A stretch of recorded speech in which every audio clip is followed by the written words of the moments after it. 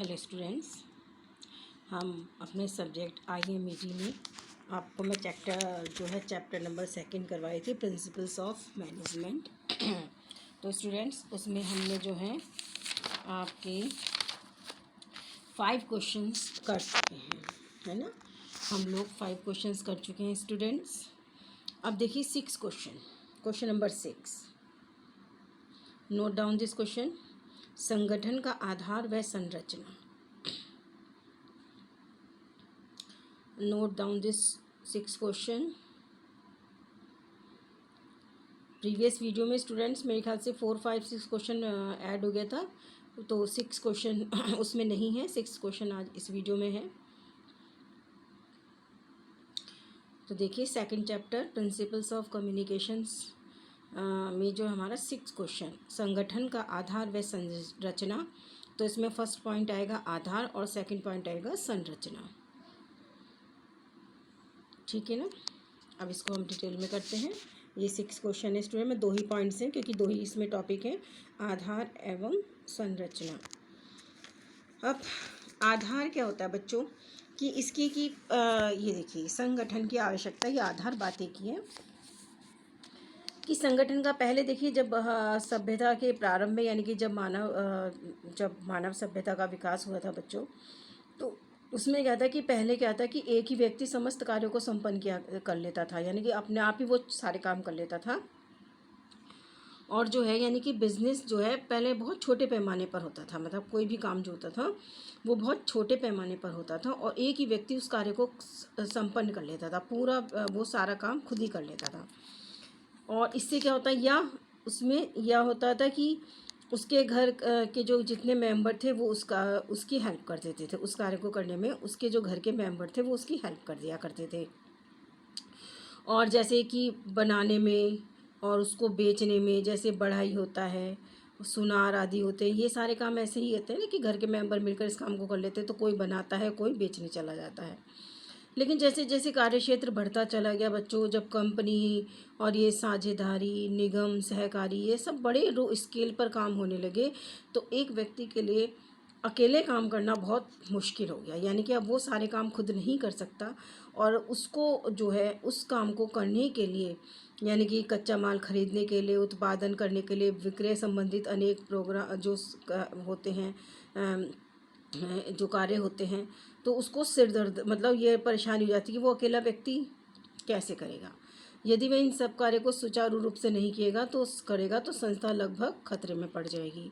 तो इसीलिए जो होता है, जब बड़े स्केल पे कोई उद्योग शुरू किया जाता है तो उसको पूर्ण रूप से करने के लिए हमें बहुत सारे व्यक्तियों की आवश्यकता पड़ती है। हमें उसमें विशिष्ट अनुभवी और योग्य व्यक्तियों की आवश्यकता पड़ती है। यानी कि अब इसमें कि उसको चलाने के लिए धन और श्रम की भी आवश्यकता होती है, लेकिन ये आवश्यक नहीं कि जिन व्यक्तियों के पास पैसा है तो उनको व्यवसाय करने का अनुभव भी हो। तो ऐसा होता है कि उनको अपने व्यवसाय को चलाने के लिए अनुभवी व्यक्तियों की आवश्यकता पड़ती है। इस प्रकार जो होता है जिससे कि धन का तो नियोज मतलब वो लगा सकते हैं, लेकिन जिम्मेदारी संचालन की, यानी उस फैक्ट्री को चलाने की जिम्मेदारी दूसरे व्यक्तियों को दे सकते हैं। अब इसके संचालन में देखिए कौन कौन, मतलब कितने सारे होते हैं, अध्यक्ष, जनरल मैनेजर, विभागाध्यक्ष, है ना, इस तरह से।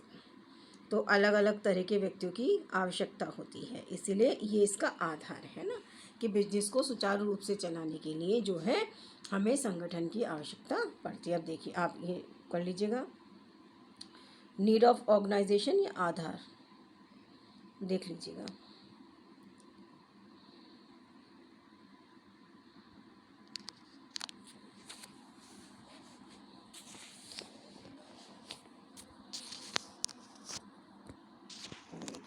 तो पॉइंट इसमें पहला ये है,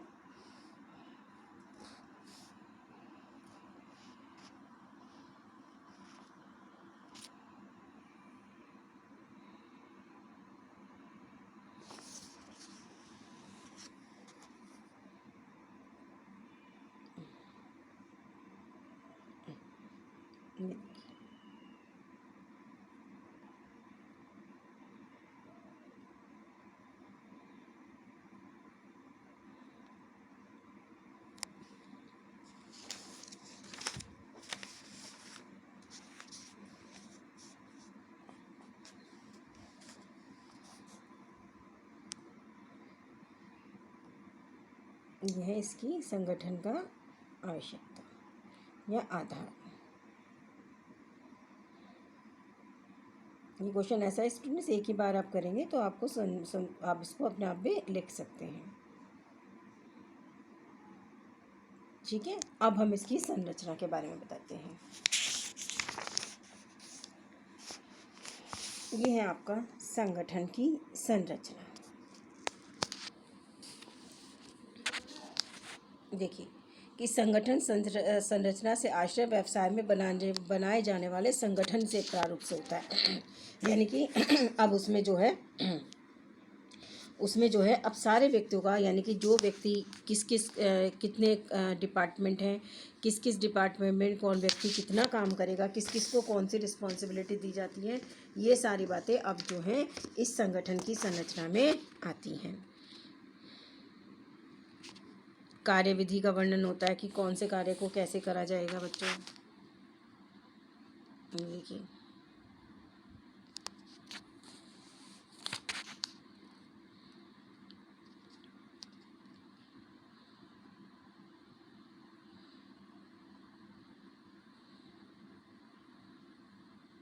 है ना, मतलब प्रत्येक व्यक्ति को उसके कार्य अवधि और कार्यविधि निश्चित की जाती है। अब इस संगठन के विभिन्न प्रारूप कौन कौन से देखें। रेखा अथवा सैनिक संगठन, लाइन और मिलिट्री ऑर्गेनाइजेशन, कर्मचारी रेखा संगठन, स्टाफ एंड लाइन ऑर्गेनाइजेशंस, क्रियात्मक संगठन, फंक्शनल ऑर्गेनाइजेशंस।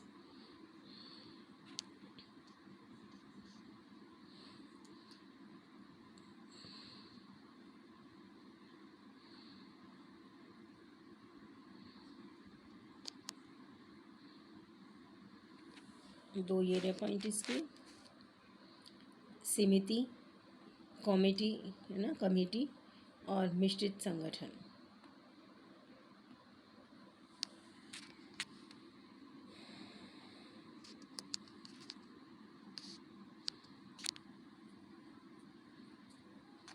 ठीक है स्टूडेंट्स, तो ये आपका जो हुआ हमारा आपका ये 6 क्वेश्चन हो गया।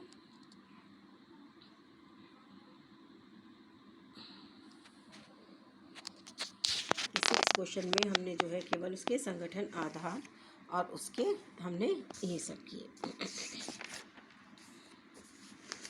अब है आपका क्वेश्चन नंबर 7, संगठन के उद्देश्य।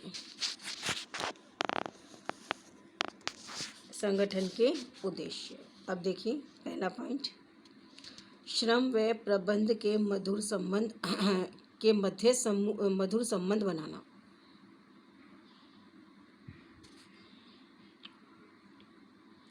संगठन के उद्देश्यों की विवेचना कीजिए या वर्णन कीजिए। उसमें है ये कि श्रम व प्रबंध के मध्य मधुर संबंध बनाना, समय व श्रम की बचत, मितव्ययिता प्राप्त करना, कर्मचारियों के मनोबल का विकास करना, सेवा भावना जागृत करना, विशिष्टीकरण के लाभ अर्जित करना। ये 6 पॉइंट करिए अभी,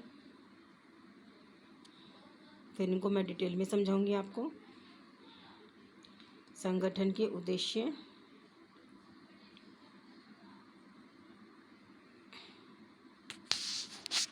सिक्स हो गए।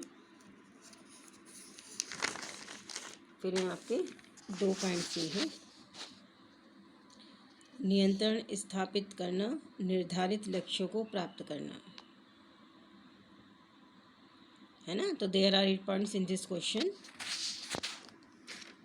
यानी कि संगठन के उद्देश्य। ठीक है, संगठन के उद्देश्य में 8 पॉइंट्स हैं। अब है ये देखिए, संगठन के उद्देश्य यानी कि जो काम करने वाले जो लेबर वर्क है और जो मैनेजमेंट है उसके बीच में एक गुड रिलेशनशिप को बनाना, है ना। इसमें एक गुड रिलेशनशिप को बनाना, समय एवं श्रम की बचत, saving of time and labour, कि एक कुशल संगठन व्यवसाय से में समय और श्रम दोनों की ही बचत होती है, क्योंकि उपक्रम में कर्मचारियों का कार्य विभाजन इस प्रकार से किया जाता है कि वे कम समय में श्रेष्ठ किस्म का अधिक से उत्पादन कर सकें। यानी कि जितने भी एक्सपीरियंस्ड होंगे बच्चों करने के लिए काम, है ना, यदि एक्सपीरियंस्ड होंगे, जिनको काम करने का अनुभव होगा, तो वो क्या काम कर सकते हैं, कम समय में अच्छा रिजल्ट दे सकते हैं।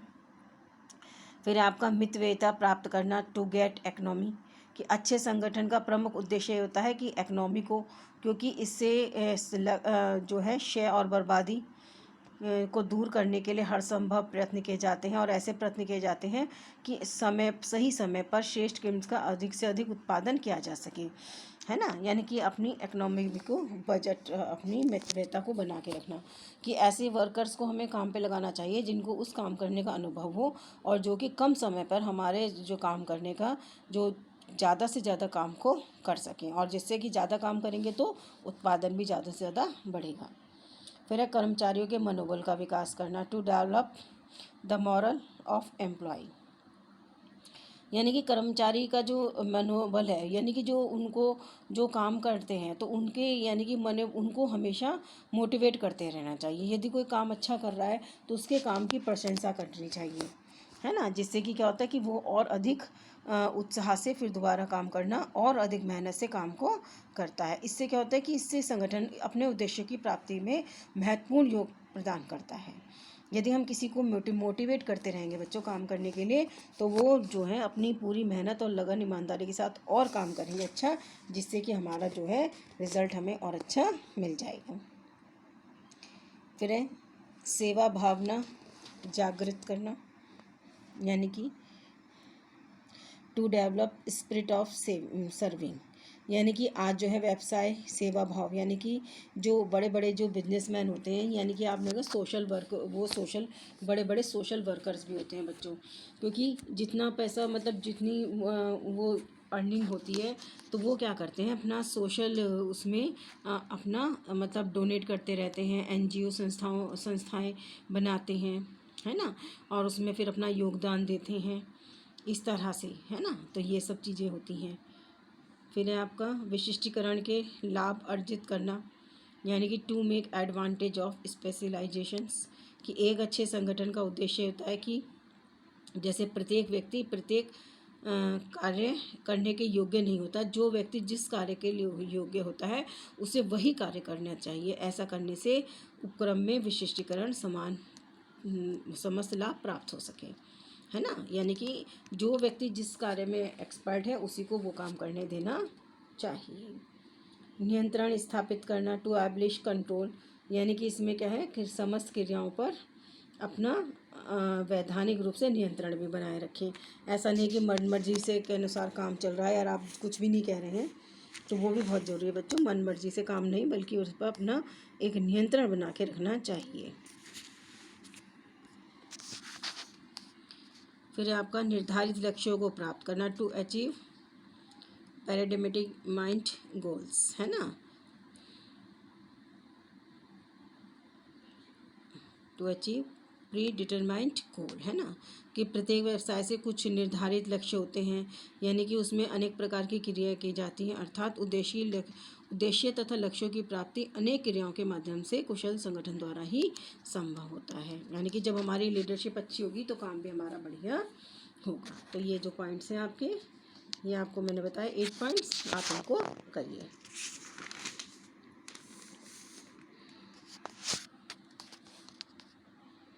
देख लीजिए पॉइंट्स।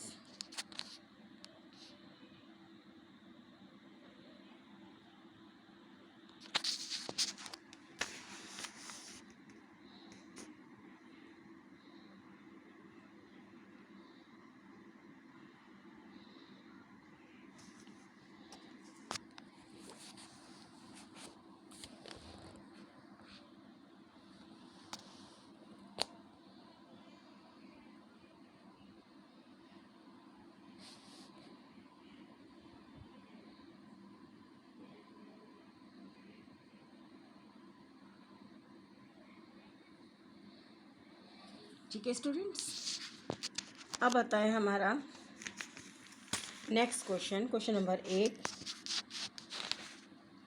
देखिए, रेखा अथवा सैनिक संगठन, लाइन और मिलिट्री ऑर्गेनाइजेशन, ठीक है ना। अब हम ऑर्गेनाइजेशन पे आ गए हैं। ये क्वेश्चन नंबर 8 है हमारा। रेखा अथवा सैनिक संगठन, लाइन और मिलिट्री ऑर्गेनाइजेशंस। सबसे पहले इसमें परिभाषाएं, विशेषताएं, प्रकार, गुण और दोष। किसी भी टॉपिक पे बच्चों, मैं तो इसलिए सारी चीज़ें आपको लिखवा रही हूँ जिससे किसी भी टॉपिक पर आए तो आप इसको लिख सकते हैं। अब क्वेश्चन चाहे रेखा अथवा सैनिक संगठन, लाइन और मिलिट्री ऑर्गेनाइजेशन। रेखा का लाइन जरूर देख लीजिएगा, क्योंकि इंग्लिश और हिंदी दोनों बता रही हूँ, क्योंकि कंफ्यूज ना हो आप। परिभाषाएं, विशेषताएं, प्रकार, गुण व दोष। Question number 8।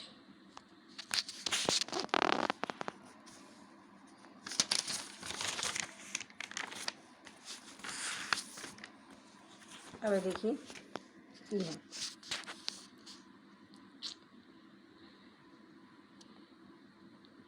संगठन का यह अत्यंत प्राचीन रूप है। इस संगठन व्यवस्था में सभी अधिकार सर्वोच्च अधिकारी के हाथ में होते हैं। छोटे कर्मचारी को ये अधिकार अपने बड़े अधिकारियों से प्राप्त होते हैं। अन्य शब्दों में इसका संचालन व आदेश रेखाबद्ध स्थिति में होते हैं। इसे सैनिक संगठन, क्रम संगठन, विभागीय संगठन, लंबवत संगठन आदि के नामों से भी पुकारा जाता है। यानी कि जो है काम करने के लिए जो एक व्यक्ति के हाथ में जो सर्वोच्च अधिकार होते हैं वो एक व्यक्ति के हाथ में होते हैं, और जो व्यक्ति इसके अंडर काम करते हैं तो वो उसको जो अधिकार मिलते हैं वो अपने बड़े अधिकारियों से ही वो अधिकार प्राप्त होते हैं, जिससे कि वो काम को कर सके। अब इसमें देखिए कुछ विद्वानों की परिभाषाएं दे रखी हैं, कुछ आपको डेफिनेशंस भी राइट करनी है इसमें। देखिए, प्रोफेसर रेमंड मिलर के अनुसार रेखा संगठन वह है जिसमें अनुबंध की उन शर्तों के अधीन जिसमें कि कर्मचारी संगठन के प्रति बाध्य करती है। एक अधिकारी को अपने अधीनस्थों पर पूर्ण सत्ता प्राप्त होती है।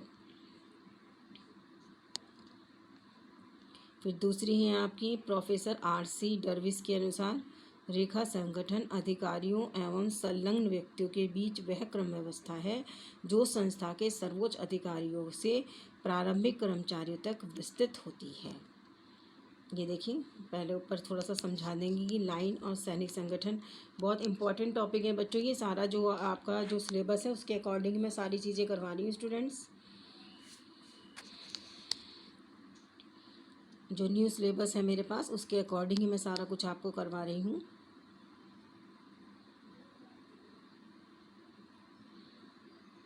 तो ये लाइन अथवा सैनिक संगठन देखिए बच्चों बहुत इंपॉर्टेंट टॉपिक है, इसको समझिए, है ना। समझाना क्या है भाई, अधिकार एक व्यक्ति के हाथ में होते हैं, यानी कि सत्ता तो एक के हाथ में होती है, लेकिन वो अपने अधिकारों को दूसरे व्यक्तियों को डिवाइड कर देता है और उनको ये राइट दे देता है कि वो उसका उपयोग कर सकें। ये डेफिनेशंस। फिर है आपकी परिभाषा हो गई। अब है इसकी विशेषताएं। देखिए, रेखा संगठन की विशेषताएं क्या होती हैं।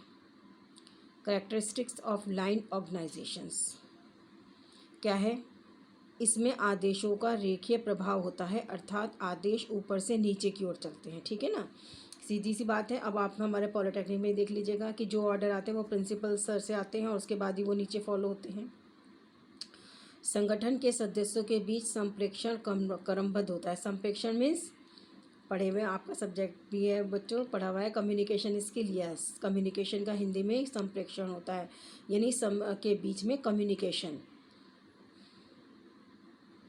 प्रत्येक छोटा अधिकारी अपने से तुरंत बड़े अधिकारियों के प्रति उत्तरदायित्व होता है, यानी कि जिसको छोटे अधिकारियों को जो काम करने की जो राइट्स दी, जो उनको फैसिलिटीज़ दी गई हैं, तो वो जो है उनके प्रति अपने बड़े अधिकारी के प्रति उत्तरदायित्व होता है।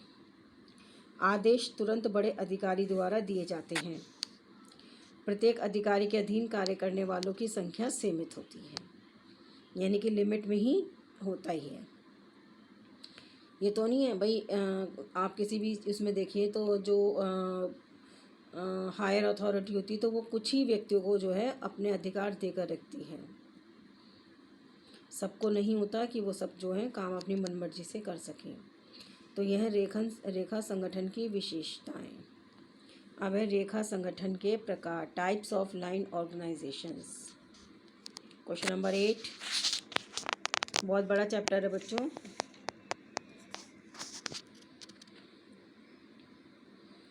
रेखा संगठन के प्रकार, types of line organization.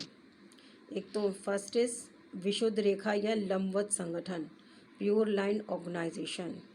Second is विभागीय रेखा संगठन, डिपार्टमेंटल लाइन ऑर्गेनाइजेशन।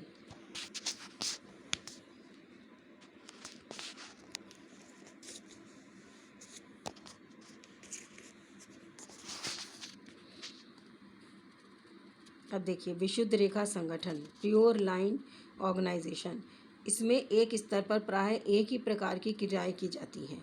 विभिन्न वर्गों का कार्य विभाजन केवल प्रबंधन और निरीक्षण की सुविधा के दृष्टिकोण से किया जाता है। इसमें प्रत्येक व्यक्ति की निम्न स्तर से उच्च स्तर तक एक ही प्रकार का कार्य करना पड़ता है।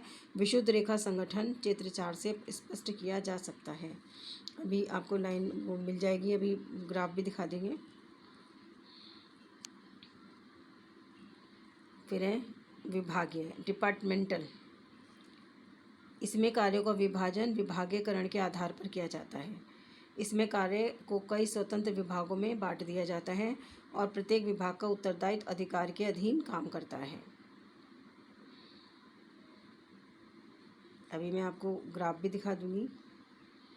तो बच्चों ये तो बात सही है कि देखो कोई भी है डिपार्टमेंट, अब जैसे हमारे पॉलिटेक्निक में देखिएगा सबसे बड़े अधिकारी उच्च अधिकारी प्रिंसिपल सर हैं। उसके बाद में जो है इलेक्ट्रॉनिक्स डिपार्टमेंट अलग है, सिविल से और सीए कंप्यूटर साइंस का अलग है ना, तो एमओएम का अलग है। तो सबके डिपार्टमेंट के हेड अलग अलग हैं, डिपार्टमेंट ऑफ हेड अलग अलग हैं बच्चों, है ना। अपने उसमें देख, आप सीधा सा एग्जाम्पल अपने ही कॉलेज में देख सकते हैं कि हर एक डिपार्टमेंट के हेड हमारे अलग अलग हैं।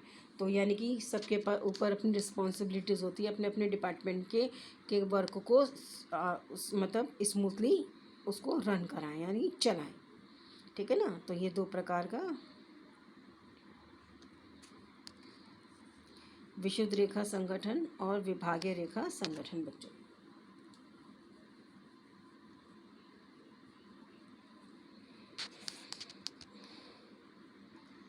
स्टूडेंट्स आप इनके नोट्स बना लीजिएगा, क्योंकि आप ऐसे देखिए, मैं तो अब आपका काम बहुत आसान कर दिया है क्योंकि मैं आपको देखिए नोट्स खुद बना रही हूँ, खुद सारी स्टडी करके ही नोट्स बनाती हूँ।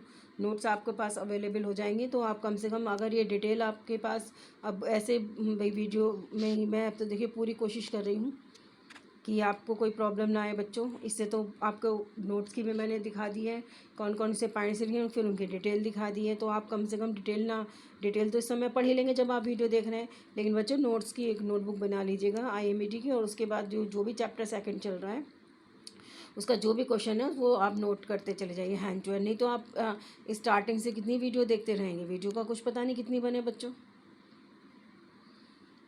तो कहाँ तक कौन कौन सी वीडियो में तो सेकंड चैप्टर का पार्ट 1 पार्ट 2 3 करके मैं डाल देती हूँ, क्योंकि भाई क्वेश्चन इतने सारे हैं, इसमें भी बहुत सारे क्वेश्चन है बच्चों।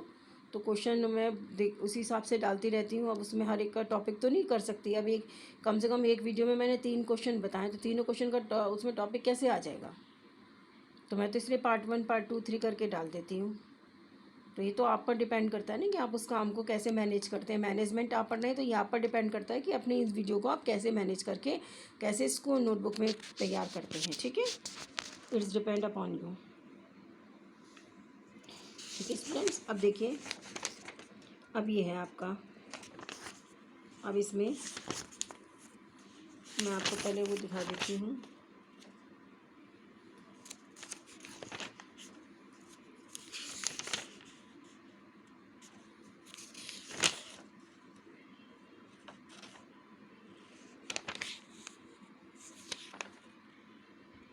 ये देखिए, अभी तो आपको मैंने ये बताई हैं विभागीय रेखा संगठन। अब इसका पहले आप गुण और दोष और बता देती हूँ बच्चों, फिर आपका ये फिर मैं आपको ग्राफ भी बता दूँगी। अब है रेखा संगठन के गुण। देखिए, संगठन की यह प्रणाली एवं इसका संचालन अत्यंत सरल है। इसमें प्रत्येक स्तर पर कड़ा अनुशासन रखा जाता है। प्रत्येक कर्मचारी के अधिकार स्पष्ट होते हैं। इसमें दोषी को दंड देने की सुविधा होती है। यह प्रणाली लोचदार है, इसकी परिस्थितियों के अनुसार परिवर्तन करना सरल है। एक विभाग की समस्त क्रियाएं एक ही व्यक्ति के नियंत्रण में होती हैं। वह प्रणाली प्रभावशाली समन्वय में सहायक है। ये इसके गुण हैं। मेरिट्स ऑफ लाइन ऑर्गेनाइजेशन,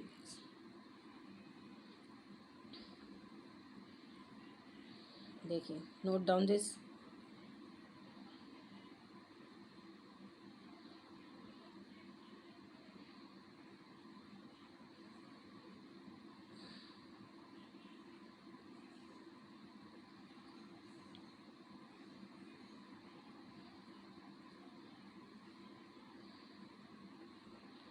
उसके बाद है अब इसके दोष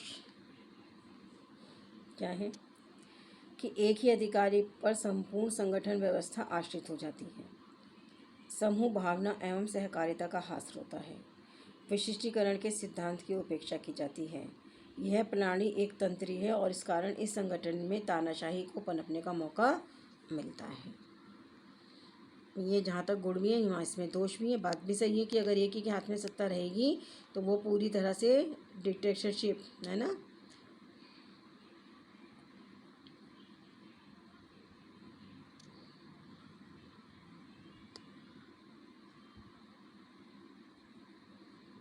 तो ये सारे हैं,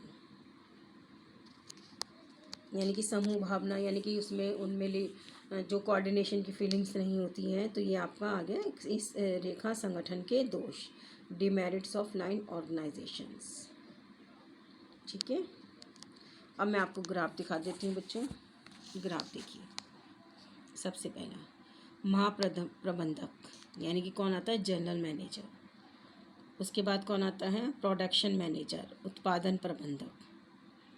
फिर कौन आता है, अधीक्षक, सुपरिटेंडेंट। अब सुपरिटेंडेंट के उसमें कौन कौन काम करते हैं, 3, फोरमैन 1, फोरमैन 2, फोरमैन 3। और फोरमैन 1 में श्रमिक, यानी कि इन तीनों में फोरमैन नंबर 1, 2, 3, यानी कि अब ये पहला जनरल मैनेजर, प्रोडक्शन मैनेजर, उसके बाद सुपरिटेंडेंट, और सुपरिटेंडेंट के बाद ये देखिए उसके बाद सुपरिटेंडेंट के जो 3 उसमें कैटेगरी में डिवाइड कर दिया है, फोरमैन 1, फोरमैन 2 एंड फोरमैन 3।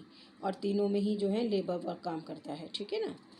उसके बाद आता है महाप्रबंधक, जनरल मैनेजर, सबसे बड़ा ऊपर था जनरल, अब महाप्रबंधक का आता है। अब महाप्रबंधक क्रिया, purchase manager, production manager, sales manager. ठीक है ना। अब जो ये होते हैं 3 इस पे डिपार्टमेंट बने होते हैं कि जो रॉ मटेरियल ख़रीदते हैं, फिर जो प्रोडक्शन को देखते हैं, उसके बाद जो सेल्स को देखते हैं। अब इसमें भी देखिए फोरमैन 1, फोरमैन 2, फोरमैन 3, यानी कि लेबर वर्क आ जाती है,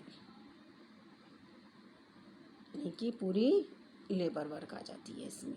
ठीक है ना। तो यानी कि जनरल मैनेजर और महाप्रबंधक, फिर देखिए इसमें 3 हो गए, उत्पादन, अधीक्षक यानी कि सुपरिटेंडेंट, और इसके बाद में ये हो गया आपका। ठीक है ना। ये देखा आपने 5।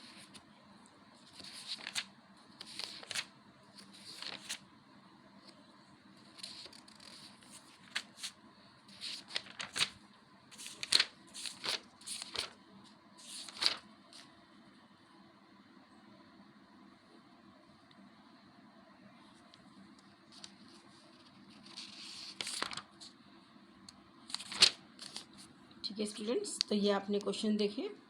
आपने आज मैंने आपको जो है बच्चों 3 क्वेश्चन करवा दिए हैं, यानी कि संगठन का आधार व संरचना, संगठन के उद्देश्य, फिर उसके बाद में है आपका लाइन और मिलिट्री ऑर्गेनाइजेशन। इसमें मैंने आपको बताया परिभाषाएं, विशेषता, प्रकार, गुण और दोष। यानी कि आज हमने करे हैं आपके 3 क्वेश्चंस। एक वीडियो में स्टूडेंट 3 क्वेश्चन बहुत हैं, है ना, क्योंकि आपको फिर बहुत सारे वीडियो भी अटेंड करनी पड़ती है। तो 3-3 क्वेश्चन करके, या 4 क्वेश्चन छोटे हुए तो 4 क्वेश्चन करवा दिए मैंने।